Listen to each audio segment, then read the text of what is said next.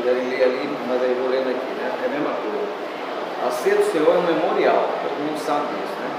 Da morte de Jesus Cristo, conforme diz o Senhor Jesus. É, portanto, um ato permeado de fé e espiritualidade.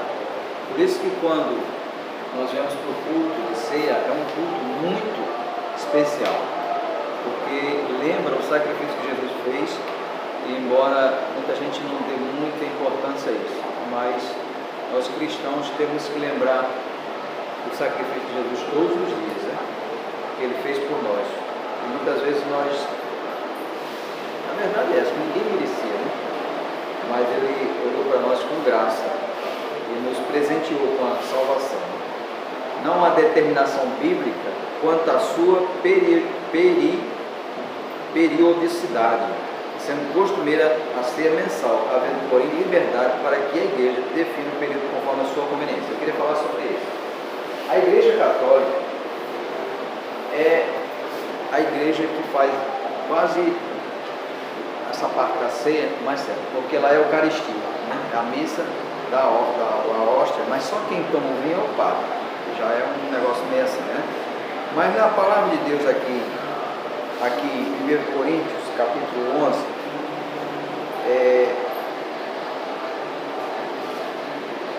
no capítulo 11, 23, capítulo 11, versículo 25, o 24 também tem, né? Diz aqui: fazei isto todas as vezes que beberes em memória de mim, e comeres também em memória de mim. Ou toda vez que se reunirem. O certo, os cultos eram para ter ceia, todas as vezes que tivesse culto era para ter ceia, porque estamos reunidos em memória de Jesus Cristo. Então, mais considera-se, nós, muitas igrejas, consideram fazer o culto de ceia uma vez por mês. Mas na palavra diz que toda vez que se reunirem em memória de Cristo. Então, a Igreja Católica faz, tem missa, se tiver 10 missas no dia, 10 meses tem a comunhão. Né? Então, é o mais, nessa parte eles procuram viver essa questão, né? De todas as vezes que se reunirem. Né? Ao sangue não, né? Só o corpo. Ao vinho, só quem toma é o pai. E não é pouquinho não, no caso. Sangue eu tomo. Mas isso aí é detalhe que não. Quanto ao oficiante, geralmente é o próprio ministro da igreja, no caso eu, né? Ou o pastor por ele convidado. De repente eu não quero ministrar a ceia, posso convidar um outro pastor da convenção, de preferência, que esteja nos visitando para ele ministrar a ceia. Já aconteceu isso aqui, vocês se lembram?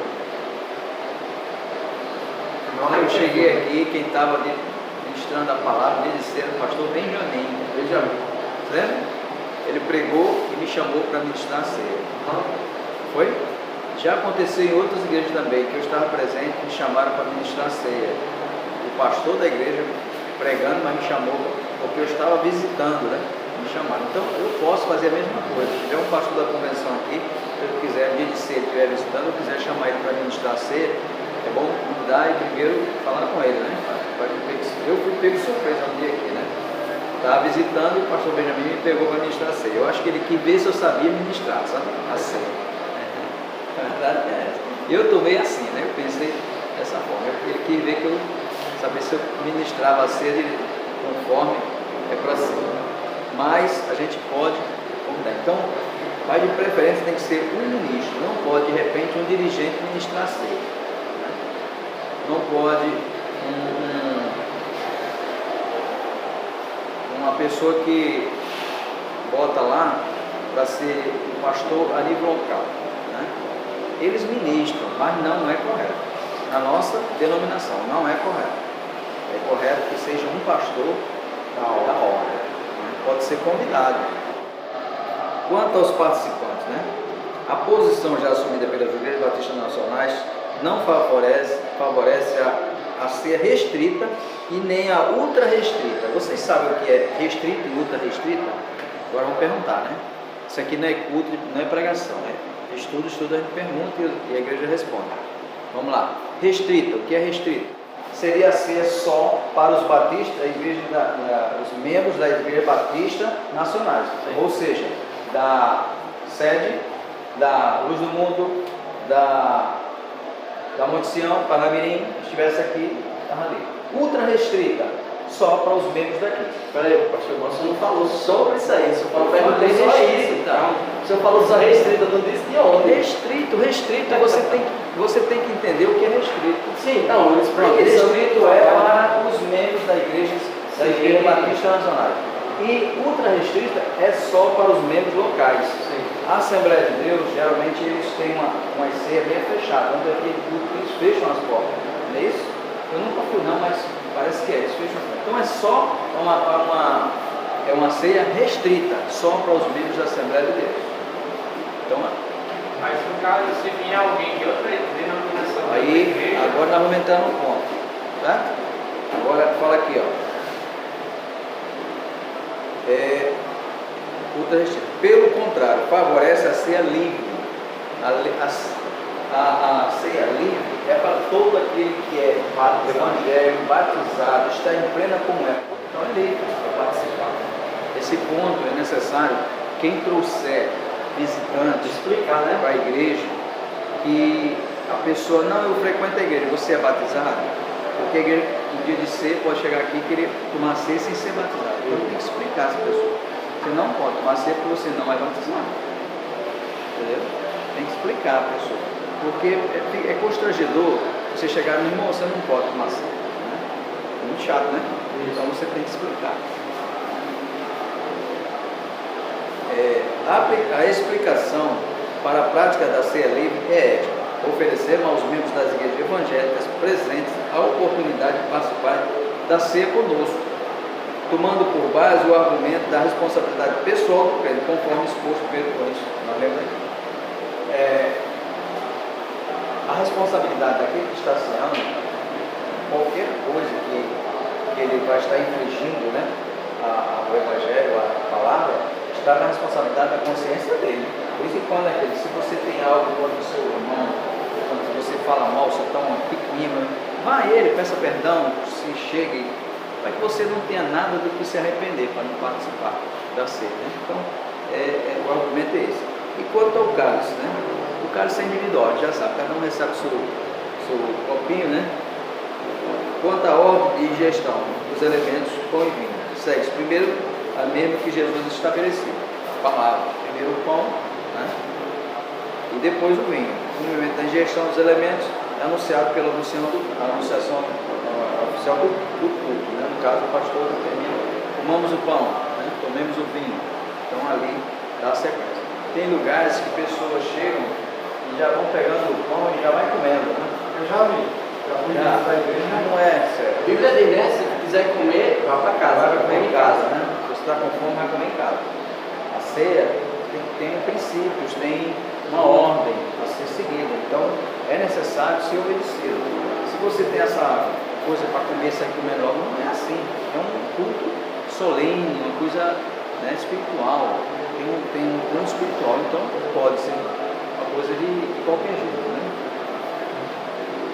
A celebração da ceia é um ato congregacional, mas eu já fui ministrar ceia para uma pessoa que estava doente em casa. Depois do culto de ceia, a irmã, vamos, já começamos, embora na casa da irmã tal, que a mãe dela não pode vir. Aí fui lá, eu e o Marcos Gato, deu a palavra, orou, ministrando a ceia para essa pessoa. Já fui ministrar ceia, assim, uma situação dessa umas 3 vezes já. Então, quanto à ceia, os irmãos da igreja já participam da ceia, já sabem como é. Então, não tem dificuldade de entender isso, né? Se alguém chegar fora de outra denominação, como é a ceia na sua igreja? Né? Tem igrejas, nós já fizemos lá na hora dos elementos da ceia, se trocasse o cálice do vinho, Aqui também, é uma né? forma de comunhão. Isso. Já Tive tive aqui com também. outro, ele diz um salmo, alguma coisa, né? Pode acontecer também, não tem problema. Não está aqui no estudo, mas a gente já faz questão de comunhão. Né? Essa como deve ser a apresentação da criança, isso aqui eu vou passar por cima porque isso não tem muita importância para a gente, né? No caso, seguir os ritos que, quando Jesus foi apresentado, né? Vocês querem que a gente lê sobre isso? Simeão pegou Jesus, né? Ele disse, agora posso ser recolhido e tal. Apresentou, né? O sacerdote. O que eu quero trabalhar aqui, que é tipo, olhar, inclusive tem textos bíblicos para a gente ler, em que circunstâncias e como deve ser praticado o jejum. Esse ponto para a gente é importante. Tem denominações que obrigam o povo a fazer jejum direto, né? O pastor Valdemar, aquele pastor grandão, ele é adepto ao jejum. Ele faz jejum direto. Ele faz jejum direto. E às vezes ele chama o povo para fazer. E nem todo mundo tem essa facilidade de fazer jejum. Já aguenta também, né? Eu tenho dificuldade, sabe? Eu jejum meio-dia, tudo bem, mas passou disso eu já fico agoniado, sabe? Não é pela comida que eu começo a me sentir mal. Então a gente tem que olhar o nosso organismo, é isso? Vamos ler o que está escrito aqui. O jejum consiste na abstinência voluntária de alimentos sólidos ou líquidos, recomendável como um exercício espiritual, onde a vontade da carne é submetida à vontade do Espírito. Vou parar aqui. Jejum, nós também podemos fazer jejum de outras coisas. Quem tem vício de televisão, hoje a televisão está ficando de escanteio. Mas o WhatsApp Hoje é o bendito do celular. Fazer o jejum do celular. Eu acho que é mais difícil do que fazer o jejum de comida. Porque ninguém larga o abençoado do celular. Tudo no mundo a pessoa tem que estar com o celular na mão. Quando você esquece o celular, você fica agoniado. Mas todo mundo tinha celular, a gente no passado, ninguém tinha esse negócio. Mas hoje é um negócio que não pode faltar na mão de ninguém. E outra coisa, você está andando, arriscado de tropeçar, cair, se acidentar, já havia até vídeo desses acontecer isso, né? E isso é uma das coisas que a gente pode fazer jejum. Isso aqui tem contaminado muita gente. Tem tirado muita gente da presença do Senhor. Tem tirado muito tempo das pessoas que, em vez de estar lendo a palavra de Deus, está se alimentando da palavra de Deus, está nos TikTok, está nos vídeos, está em tantas outras coisas que isso proporciona, que a pessoa fica embebecida, viciada e não se liga em tirar um tempo para meditar na palavra, para ler a palavra, para poder escutar um hino, um louvor, né? Aí fica um jejum do celular, um jejum da televisão, um jejum de outras coisas que você gosta muito, né? Tem gente que gosta de outras coisas. Você pode fazer um jejum daquilo, quer dizer, uma abstinência daquilo, né? Não só de alimento, né? Mas do alimento é uma forma também de você colocar a sua carne para vencer, né? O jejum, a parte espiritual, vencer os desejos da carne. Jesus, ele jejuou, né, 40 dias. A gente não sabe se ele pelo menos tomou água, né? Ele diz, né? Que a gente se Deus, crê, né? ele é Pode Deus, fazer ele mais pode e melhor mas que ninguém, né? Ninguém aguenta porque fica morrendo, né? 40 dias, muita gente não aguenta. E principalmente quem toma café. Dá logo dor de cabeça, né? Voltando aqui.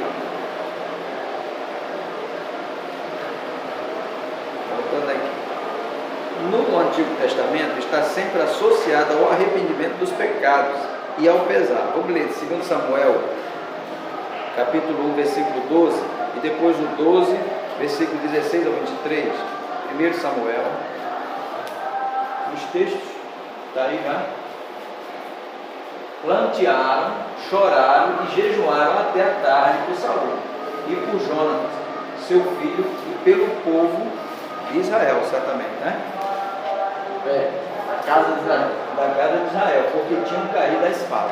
Quando fala até a tarde, geralmente foi de manhã até a tarde. Não importa depois de Não meio-dia entrou pela tarde, noite, né? Jejum. E no Velho Testamento, eles tinham de se vestir de pano de saco, né? Rasgar a roupa, né? Rasgavam a roupa, se humilhar, cinza, quer dizer, né? cinza na cabeça, quer dizer, era uma forma de se humilhar diante de Deus.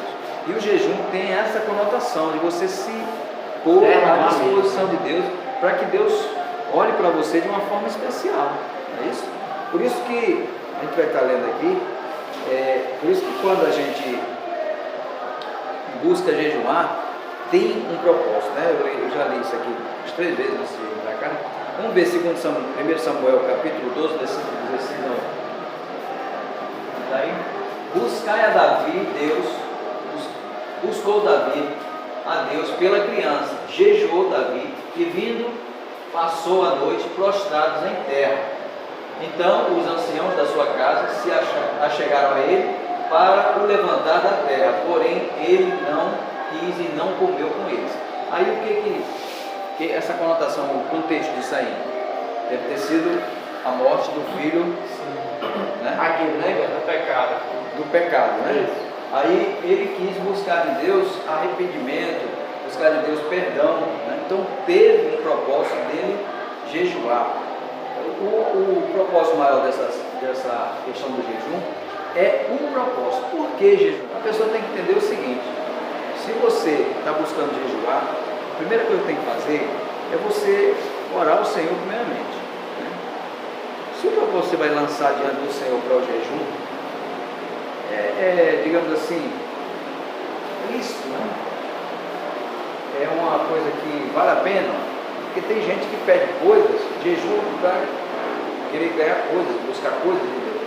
E a finalidade do jejum é buscar de Deus orientação, buscar de Deus, digamos, uma palavra, né? Para que Deus fale com você o que você deve fazer para, primeiramente, agradar a Ele, né? E também ajudar a receber a bênção dele de forma que esteja dentro dos propósitos de Deus. Não adianta eu querer assim, eu vou jejuar, Deus vai tirar já isso daqui daquele bicho dentro da minha paciência. Isso está certo? Não está. Eu vou jejuar para que Deus me dê um carro. Isso está certo? Não está. Não está. Se você quer prosperar na vida, você está em Deuteronômio 28, obedeça, siga a lei, cumpra a palavra, né? Busque a Deus e obedeça a Deus, que as bênçãos venham para você. Qual a diferença então da consagração para um jejum?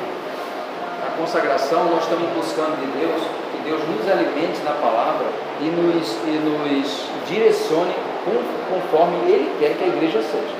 O objetivo da consagração aqui no domingo, né, no primeiro domingo do mês, vocês prestem atenção, Deus colocou no coração dele que as igrejas, a maior parte, não faziam. Aí a gente começou a fazer, na hora começou a trabalhar e começaram a fazer. É o que? No primeiro domingo, primícia, buscar a Deus em primeiro lugar, né? Em que? Se humilhando, buscando um jejum. O nosso jejum é um jejum, não é muito difícil. Você jejua de quê? Meia-noite, você come até 7, 8 horas da noite, depois vai dormir. Você está dormindo, está sendo alimentado naturalmente pelo sono.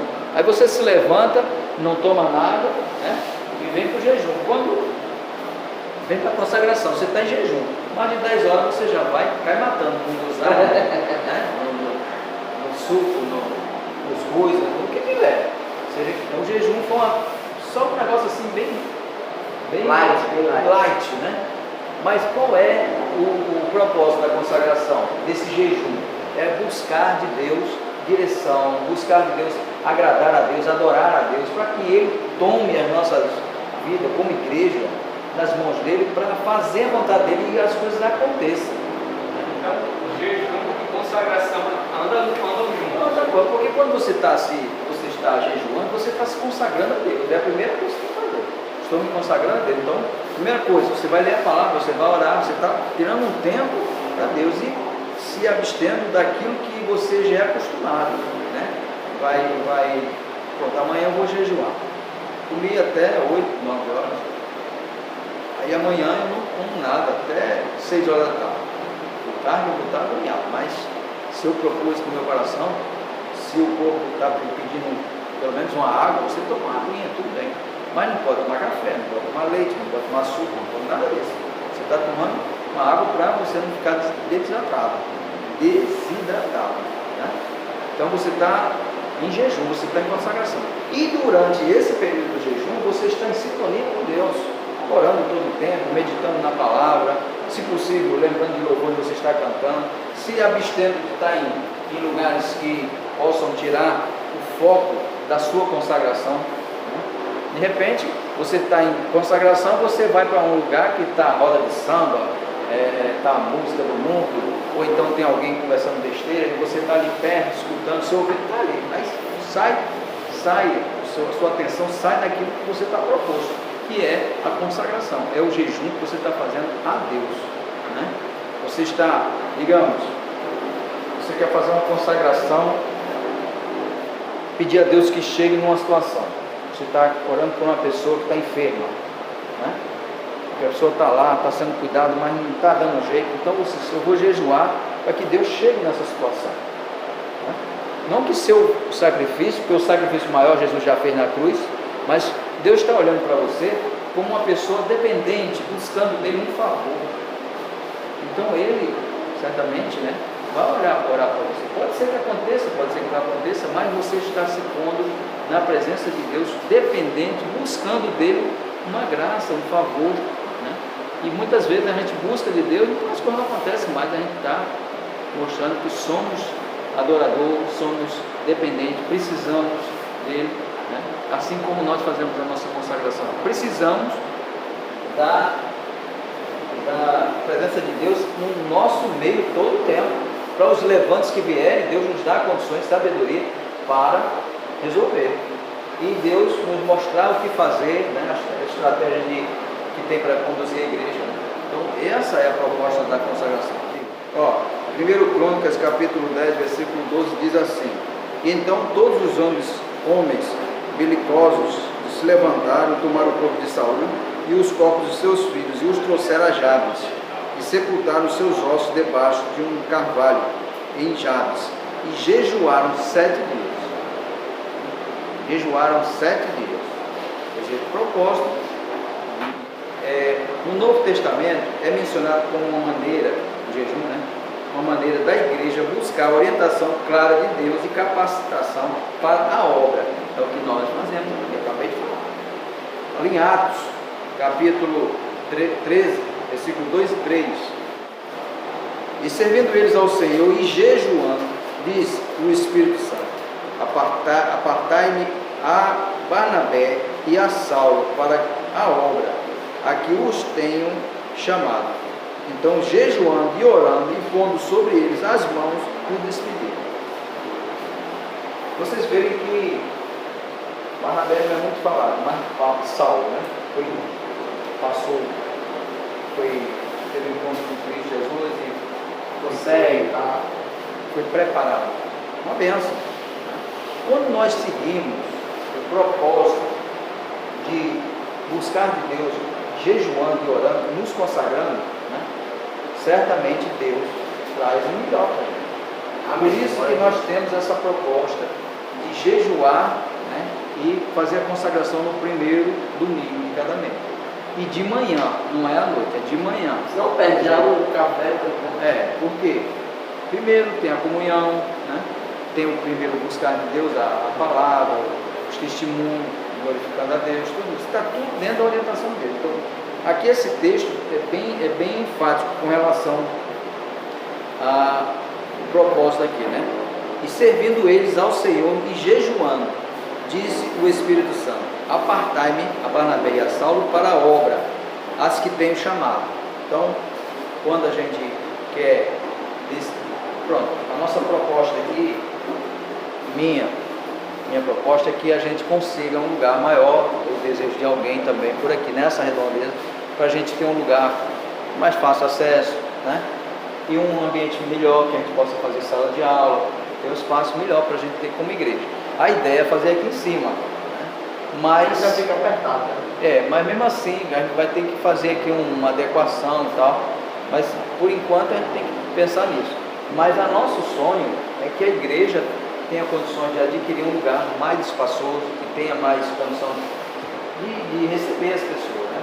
Para que Deus nos abençoe, né? E a igreja cresça e a gente não fique sem saber o que fazer, né? Hoje nós estamos vivendo essa pandemia aí, esse negócio, não pode ter muita aglomeração, mas vai chegar uma época que isso vai passar, e que a gente vai ter um espaço, ter que juntar mais gente, né? Deus vai mandar. Então, para isso, o que a gente deve fazer? Jejuar, orar, buscar de Deus aquilo que Ele quer que nós devemos fazer. Porque o homem faz planos, mas a última palavra vem do Senhor. A última palavra vem do Senhor. A gente pode planejar mil coisas, mas se Deus não está naquele propósito, é perda de tempo. Agora, se nós buscarmos de Deus, Ele vai nos direcionar à situação que Ele quer fazer, de uma forma que Ele esteja na frente, abrindo portas, né? Abençoando, trazendo recursos e tudo mais para a gente fazer. Né? Atos 14, 23. E havendo-lhes por comum consentimento eleito anciãos em cada igreja, orando com jejuns e encomendar ao Senhor em quem haviam crido. Ou seja, orando com jejuns. Como eu disse, orar, jejum não é simplesmente vou deixar, hoje eu vou fazer um jejum. Não ora, simplesmente deixa de comer. Isso não é jejum. Jejum você tem que orar, ler a palavra, se alimentar na palavra e propor no seu coração e orar ao Senhor: Senhor, estou me consagrando a Ti. Aí você faz sua oração naquilo que você está pedindo a Deus que Ele oriente, que Ele faça, que Ele abra as portas, que Ele resolva, né? E você coloca diante do Senhor. Quando vai terminar o jejum, não é simplesmente você chegar, não, eu estou proposto fazer o jejum até meio-dia, de repente, meio-dia, bota a coisa na mesa, você vai e come. Não, você tem que se reservar, vai entregar seu jejum, vai orar ao Senhor: Senhor, estou aqui terminando meu jejum e tal, e conversa com Deus, né? E entrega o jejum, não é simplesmente começa a comer e o jejum, cadê? Você parou de comer em determinado tempo, mas o jejum não foi. Então o jejum começa com oração e termina com oração. Com uma consagração particular ali com Deus, né? Sendo o jejum uma disciplina espiritual, é recomendável que ela tenha algum caráter sacrificial. Embora não se possa determinar um tempo mínimo para que o jejum tenha realmente valor, recomenda-se o exercício até que o corpo se habitue ao jejum por pelo menos 24 horas. Jejum por período mais prolongado deve ser acompanhado de retiro espiritual, observando, se possível, se a possível necessidade de ingestão de pequenas quantidades de água. Aquilo que eu falei, nós não podemos fazer um jejum muito longo sem, pelo menos, a água ser tomada, porque o nosso organismo precisa de água, principalmente o nosso rins, precisa de bastante água para estar filtrando o sangue, né?